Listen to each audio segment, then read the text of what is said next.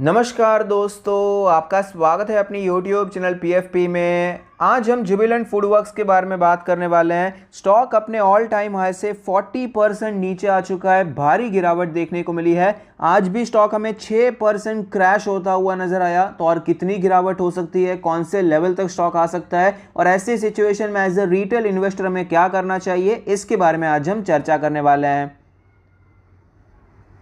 सबसे पहले कंपनी के क्वार्टर 3 के नंबर्स पर नजर डाल देते हैं। नेट सेल्स हमें 13% बढ़ता हुआ नजर आया ईयर ऑन ईयर बेसिस पे। नेट प्रॉफिट में 8% का इंक्रीज हुआ है और एबिटा में 11% का इंक्रीज हुआ है। तो रिजल्ट्स ओवरऑल अच्छे नजर आते हैं। प्रॉफिट भी ऊपर गया, रेवेन्यू भी ऊपर गया, लेकिन कंपनी के मार्जिन्स पर इंपैक्ट पड़ रहा है। नेट सेल्स तो 13% ऊपर है, लेकिन नेट प्रॉफिट सिर्फ 8% ऊपर है। तो कंपनी के मार्जिन्स में गिरावट देखने को मिल रही है, जो कि ऑफकोर्स अच्छी बात नहीं है। फंडामेंटल्स के बारे में बात करते हैं। पिज़्ज़ा से, डोमिनोज से 78.4% का रेवेन्यू कंट्रीब्यूशन है, बेवरेज से 2.5%, डेजर्ट से 1.4%, अदर से 16.7% का रेवेन्यू कंट्रीब्यूशन है। लोकेशन वाइज ब्रेकअप के बारे में बात करें तो इंडिया से 98.6% का रेवेन्यू आता है और रेस्ट ऑफ द वर्ल्ड से 1.4%। रॉ मटेरियल के ब्रेकअप के बारे में बात करें तो चीज़ 38% का रॉ मटेरियल कंज्यूम करता है। तो अभी दूध के प्राइसेस भी बढ़ चुके हैं, तो ऑफकोर्स आपको चीज़ के प्राइसेस भी बढ़ते हुए नजर आते हैं। तो रॉ मटेरियल के प्राइसेस भी ऊपर जा रहे हैं और अदर्स हैं 62%। नंबर ऑफ रेस्टोरेंट्स के बारे में बात करें 1546 रेस्टोरेंट्स आपको नजर आते हैं एज ऑफ दिसंबर 21। तो लेटेस्ट डेटा के हिसाब से 1546 नंबर ऑफ रेस्टोरेंट्स हैं जो कि कंटिन्यूसली ऊपर जा रहे हैं। तो स्टोर एक्सपेंशन आपको अच्छा नजर आता है। सेम रेस्टोरेंट सेल्स ग्रोथ के बारे में बात करें 26.3% है, अच्छा नंबर है, लेकिन फिलहाल हाई से यहां पर अच्छी खासी गिरावट देखने को मिली है। Online ordering to delivery sales के बारे में बात करें तो ये 97.6% है। इसका मतलब क्या है, टोटल रेवेन्यू में से ऑनलाइन रेवेन्यू कितना आता है, तो ये 97.6% है, बहुत बड़ा नंबर है। एवरेज डेली सेल्स पर रेस्टोरेंट आपको 85,000 का नजर आता है और ये आपको ऊपर जाता हुआ भी नजर आया है, तो अच्छी बात नजर आती है। फंडामेंटल रेशियोज के बारे में बात करें, ROE 16% है, ROC 16% है, जो कि अपने एवरेजेस से नीचे है, तो ये अच्छी बात नजर नहीं आती। नेट प्रॉफिट मार्जिन 7% का है, ये FY21 के हिसाब से है। फिलहाल थोड़ा सा प्रेशर हमें मार्जिन पे दिखाई पड़ता है। ऑलरेडी ये कोई हाई मार्जिन बिजनेस नहीं है, 20-25% के मार्जिन पे ये काम नहीं करते हैं, सिंगल डिजिट का मार्जिन है और उसमें भी फिलहाल प्रेशर देखने को मिल रहा है। डेट टू इक्विटी रेशियो 0 है, कंपनी पर कोई कर्जा नहीं है, ये अच्छी बात नजर आती है। कंपनी के फाइनेंशियल ट्रेंड के बारे में बात करें तो आप देख पाएंगे 2020 तक रेवेन्यू कंटिन्यूसली ऊपर जा रहा था, लेकिन प्रॉफिट में यहां पर गिरावट देखने को मिली। इसका एक रीजन, लॉजिकल रीजन ये नजर आता है, 2020 में 1-2 महीने हमें यहाँ पर लॉकडाउन वाले देखने को मिले, जिसके कारण प्रॉफिट हमें नीचे जाता हुआ नजर आया। 2021 में रेवेन्यू में भी अच्छी खासी गिरावट हुई है और प्रॉफिट्स में भी अच्छी खासी गिरावट देखने को मिली, जिसका रीज़न हम सभी को पता है, क्योंकि 2021 में एक लंबा समय लॉकडाउन में जाता हुआ नजर आया, जिसके कारण हमें धंधा कम होता हुआ नजर आया है। तो ओवरऑल फिलहाल आप देख पाएंगे प्रॉफिट्स आपको 3 साल से नीचे जाते हुए नजर आते हैं।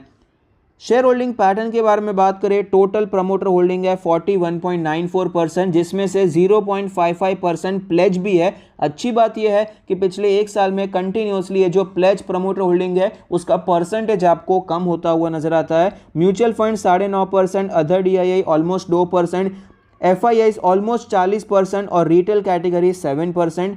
एनालिस्ट के रेटिंग के बारे में बात करें, 30 एनालिस्ट ने स्टॉक को कवर किया है, जिसमें से 70% का मानना है कि खरीदारी करनी चाहिए। हायर साइड पे 95% का अपसाइड है, मीडियन है 50% का अपसाइड और लोअर साइड पे भी हमें 11% का अपसाइड नजर आता है। उसका मतलब है कि जो 30% के एनालिस्ट यहां पर गिरावट एक्सपेक्ट कर रहे थे, वो भी 2900 के नीचे चला जाएगा, इतनी गिरावट वो एक्सपेक्ट नहीं कर रहे थे, लेकिन उससे भी ज्यादा गिरावट यहां पर देखने को मिली है। 36,000 करोड़ की मार्केट कैप है, 2628 का लास्ट ट्रेडेड प्राइस है, 6% की गिरावट आज दिखाई पड़ती है। 86 का PE रेशियो है, तो वैल्यूएशन आपको एक्चुअली अच्छा खासा करेक्ट होता हुआ नजर आया। स्टॉक अभी 40% से ज़्यादा नीचे आ चुका है, तो वैल्यूएशंस में भी अच्छी खासी गिरावट देखने को मिली है। यहाँ पर PE रेशियो 100 के भी काफ़ी ज़्यादा ऊपर चल रहा था। जनरली क्या होता है, ये जो रिटेल स्टोर्स रहते हैं रिटेल बिजनेस में बहुत लोग सक्सेसफुल नहीं हो पाए हैं, प्रॉफिटेबल नहीं हो पाए हैं, तो जो भी कंपनीज यहाँ पर प्रॉफिटेबल हो पाती है वहाँ पर आपको वैल्यूएशन थोड़े बहुत महंगे ही नजर आते हैं। तो जुबिलेंट फूडवर्क्स में भी महंगे वैल्यूएशन पे स्टॉक ट्रेड कर रहा था, लेकिन स्टॉक में फिलहाल अच्छी खासी गिरावट हुई है, तो वैल्यूएशन आपको अच्छे खासे करेक्ट होते हुए नजर आए और अट्रैक्टिव वैल्यूएशन की तरफ ये बढ़ता हुआ नजर आता है। स्टॉक के चार्ट पर हमें क्लियरली पता चलता है कि यहाँ पर 4000 के ऊपर ये गया, 4500 तक टच हुआ, लेकिन सस्टेन नहीं हो पाया, तुरंत यहाँ पर गिरावट देखने को मिली और यहाँ पर इसका जो इंपॉर्टेंट सपोर्ट था वो हमें टूटता हुआ नजर आया। उसके बाद कंटिन्यूसली स्टॉक में वीकनेस ही देखने को मिली है। इस एरिया में कहीं तो स्प्लिट की न्यूज़ आई थी, थोड़ा स्टॉक ऊपर गया, लेकिन वापस हमें यहाँ पर गिरावट कंटिन्यू रहती हुई नजर आती है। फिलहाल ये अपने सारे मूविंग एवरेज के नीचे ट्रेड कर रहा है। 50 डेज के मूविंग एवरेज ने भी क्रॉसओवर कर दिया है, 100 डेज का मूविंग एवरेज भी तैयारी में नजर आता है कि यहाँ पर हमें ये क्रॉसओवर होता हुआ नजर आ सकता है। तो वीकनेस आपको अच्छी खासी देखने को मिली है। डेली आरएसआई 25 है, वीकनेस बहुत ज़्यादा है और 40 के नीचे ही चल रहा है डेली आरएसआई काफ़ी समय से, 1 महीना तो ऑलरेडी हो चुका है। वीकली चार्ट के बारे में बात करते हैं। वीकली चार्ट पर हमें क्लियरली पता चलता है कि 100 वीक्स के मूविंग एवरेज को भी स्टॉक ने तोड़ दिया है और ऐसा नहीं है छोटे मोटे मार्जिन से तोड़ा है, डिसाइसिवली ये लेवल हमें टूटता हुआ नजर आता है। यहाँ पर अच्छी खासी गिरावट देखने को मिली, एक बियरिश मैरोबिजो कैंडल हमें बनता हुआ नजर आता है। ये वीक ऑलरेडी कंप्लीट हो चुका है, तो अच्छा खासा बियरिशनेस यहाँ पर हमें दिखाई पड़ता है। जनरली जब भी स्टॉक में गिरावट देखने को मिली है, 100 वीक्स का moving average as a support देखने को मिलता है। यहाँ पर सपोर्ट लेकर स्टॉक हमें ऊपर जाता हुआ नजर आया। ये फिलहाल लेवल कैलकुलेट होकर आता है 2300 के आसपास का लेवल। वीकली आरएसआई 30.94 है। कई बार मैंने आपको बताया है 40 वीकली आरएसआई एक अच्छा लेवल होता है जहां पर एक्यूमुलेशन कर सकते हैं। ये लार्ज कैप ब्लू चिप्स के लिए ज़्यादा मायने रखता है। जुबिलेंट थोड़ी बहुत छोटी कंपनी है, मिड कैप साइज की कंपनी होती है, फिर भी यहाँ पर भी आपको काफ़ी ज़्यादा वीकनेस नज़र आती है। 30.94 का वीकली आरएसआई है, तो क्लियरली अच्छी खासी यहाँ पर गिरावट ऑलरेडी हो चुकी है और सपोर्ट से भी नीचे ओवरसोल्ड कैटेगरी में जा चुका है।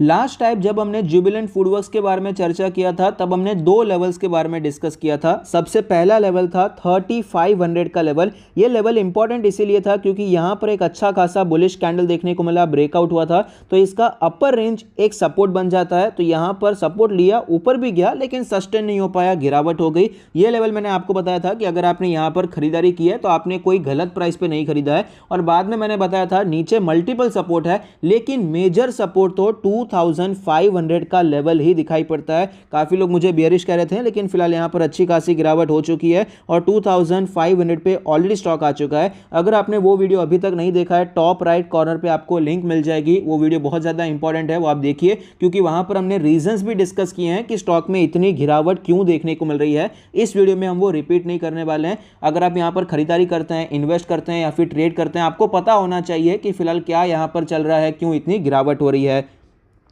2500 हमने क्यों डिस्कस किया था, क्योंकि यहाँ पर आपको एक अच्छा ब्रेकआउट देखने को मिला। उसके बाद स्टॉक ने में कोई खास मोमेंटम नहीं दिखाया था, ऊपर जाता, ब्रेकआउट होता, फेल हो जाता, तो यहाँ पर मोमेंटम स्लो हो गया था और बाद में वापस इस लेवल के ऊपर मोमेंटम फास्ट हो गया था। तो ये जो पूरा रेंज है, यहाँ पर आपको मल्टीपल सपोर्ट्स नजर आते हैं, छोटे मोटे। 3000 का लेवल भी है, 2750 का लेवल भी एक सपोर्ट है, लेकिन मेजर सपोर्ट तो फिलहाल हमें 2500 का ही दिखाई पड़ता है। तो यहाँ पर अगर आपने 3000 पे 2750 पे स्टॉक में खरीदारी की है, उसमें कोई गलत प्राइस नहीं है। वैल्यूएशंस भी फिलहाल बेटर हो चुके हैं और वो भी एक सपोर्ट ही थे। मेजर सपोर्ट जैसा कि मैंने आपको पहले भी बताया, मेंटल प्रिपरेशन रखना बहुत ही ज़्यादा ज़रूरी हो जाता है। 2500 का मेंटल प्रिपरेशन होना चाहिए था। तो फिलहाल स्टॉक उसी लेवल के आसपास आ चुका है। अब लोग यहाँ पर काफ़ी ज़्यादा डर चुके हैं। मेरे हिसाब से 2500 यहाँ पर वर्स्ट केस सिनेरियो है। मेरे हिसाब से, मैं गलत हो सकता हूँ, इसके नीचे भी स्टॉक जा सकता है, लेकिन ऑलरेडी इतना ज़्यादा नीचे आया है। और ये अब देखिए कितने कैंडल्स आपको रेड ही देखने को मिले हैं और ये वीकली कैंडल्स हैं, ये डेली कैंडल्स भी नहीं है। 1 2 3 4 5 6 7 हफ्तों से स्टॉक में हमें गिरावट देखने को मिल रही है और 2500 एक मेजर सपोर्ट जोन भी है। तो यहाँ से एक बाउंस आने के बहुत ज़्यादा चांसेस है, प्रोबेबिलिटी हाई है कि यहाँ से हमें सपोर्ट लेने की कोशिश करता हुआ नजर आ सकता है, थोड़ा बहुत यहाँ पर हमें ये कंसोलिडेट करता हुआ नजर आ सकता है। तो अगर आप ऐड करना चाहते हैं 2500 पे ऐड करने के बारे में सोच सकते हैं, और जब तक ये 2500 का लेवल टूटता नहीं है, अब ज़्यादा बियरिश में यहाँ पर नहीं होने वाला। ये लेवल टूटता है तो कौन से लेवल तक जा सकता है ये हम बाद में डिस्कस करेंगे, लेकिन फिलहाल के लिए तो इससे ज़्यादा बियरिश होने की ज़रूरत फिलहाल के लिए तो मुझे नज़र नहीं आती है। कंपनी के पॉजिटिव्स के बारे में बात करें, फंडामेंटल्स अच्छे हैं, स्टोर एक्सपांशन काफ़ी अच्छा नजर आता है, शेयर होल्डिंग भी काफ़ी ज़्यादा मजबूत है, और मोस्ट ऑफ द एनालिस्ट आपको बुलिश ही नजर आते हैं। तो पॉजिटिव्स तो हमें यहाँ पर अच्छे देखने को मिले, और मेन यहाँ पर पॉजिटिव ये चल रहा है कि फिलहाल जो यहाँ पर लोग ये ट्रेंड हो रहा है कि भाई बाहर खाना चाहिए, ये सारी चीज़ें बहुत ज़्यादा हेल्प कर रही है। जो सोशल शिफ्ट आपको देखने को मिल रहा है, इससे जुबिलेंट फूडवर्क्स ने बहुत पैसा कमाया है, और इसी के कारण स्टॉक पिछले कुछ सालों में आपको मल्टी बैगर भी बनता हुआ नजर आया है। और जैसे जैसे यहाँ पर रूरल से अर्बन शिफ्ट होते जा रहे हैं लोग, जैसे जैसे यहाँ पर वेस्टर्न कल्चर को अडॉप्ट करते जा रहे हैं, ये चीज़ें बढ़ती ही जा रही है। तो इससे आपको ऑफकोर्स शेयर में ग्रोथ देखने को मिल सकती है। नेगेटिव्स के बारे में बात करें तो फिलहाल जो टेक्निकल्स हैं एक्सट्रीमली वीक चल रहे हैं, वॉल्यूम के साथ गिरावट हो रही है, मैंने आपको दिखाया नहीं लेकिन आज भी अच्छे खासे वॉल्यूम के साथ गिरावट हुई है। वैल्यूएशन आपको प्रीमियम नजर आते हैं। अब भी अगर बात करें तो वैल्यूएशन पहले के हिसाब से सस्ते हो चुके हैं, लेकिन 86 का पीई रेशियो बहुत सस्ता नहीं होता है। जैसा कि मैंने आपको बताया, रिटेल में ज़्यादा लोग कमा नहीं पाते, इसलिए इन्हें प्रीमियम वैल्यूएशन मिलता रहता है। लेकिन बाय चांस ऐसे कुछ खराब न्यूज़ आ जाती है, कुछ यहाँ पर नेगेटिव चीज़ें निकलती है कंपनी के बारे में, तो यहाँ पर प्रीमियम वैल्यूएशन ही वो चीज़ बन जाती है जिसके कारण स्टॉक आपको ज़्यादा नीचे जाता हुआ नजर आता है। तो ये फिलहाल एक नेगेटिव सिचुएशन है। एफआईआई का स्टेक आपको स्लाइटली नीचे जाता हुआ नजर आया, और म्यूचुअल फंड ने स्लाइटली बढ़ाया है। 0.55% प्रमोटर प्लेज है, और ग्रोथ आपको स्लो होती हुई नजर आती है, मेनली बिकॉज ऑफ कोविड-19। अब तो एक्सपेक्टेड है कि सारी सिचुएशन अच्छी हो जाएगी, लेकिन 2021 में ग्रोथ स्लो हो गई, 2020 में भी प्रॉफिट्स तो हमें नीचे जाते हुए नजर आए थे, तो ग्रोथ आपको थोड़ी बहुत स्लो होती हुई नजर आती है।